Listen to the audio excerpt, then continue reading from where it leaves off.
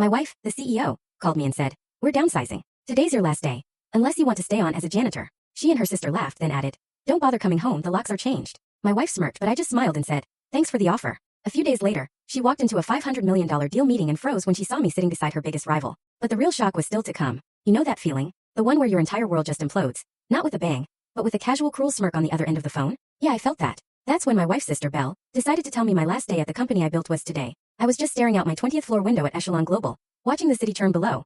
All that ceaseless motion, oblivious to anyone losing their footing. I thought it might be my wife, Belle, checking in about dinner, or maybe dropping a hint about some fancy anniversary spot. But the moment I answered, I heard it in her voice even before she spoke. That sharp, breezy smirk. "We're downsizing," she chirped like she was commenting on the weather. "Today's your last day. Unless you want to stay on as janitor. Floors need mopping." And then just behind her, I heard Myra's unmistakable cackle. Cold, cruel, loud enough for me to know she wanted me to hear it. That meant this wasn't just business. It was personal. Belle's sister, Myra, had hated me since the day I stopped footing the bill for her Pilates classes and called her out for using Belle's corporate card to expense a vacation. She was the kind of person who smiled at funerals just to see who was grieving harder. I forced my voice to stay even, staring out at the skyline. "Thanks for the amazing offer."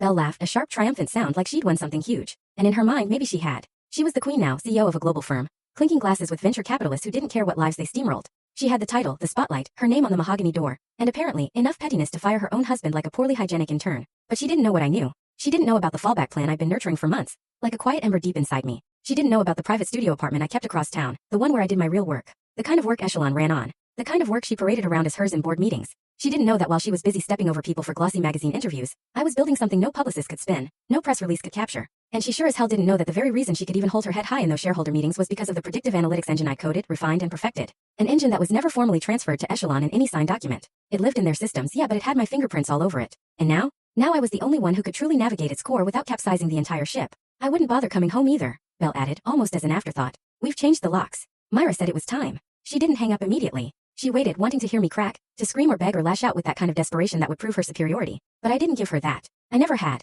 That was part of what made her hate me toward the end.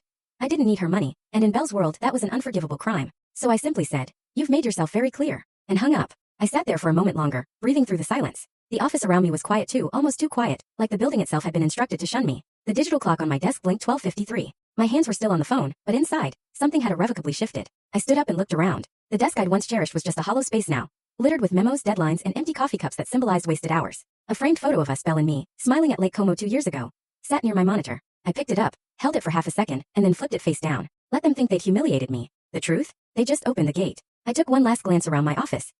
Full story on the channel. Link below. Click now and watch what happened next.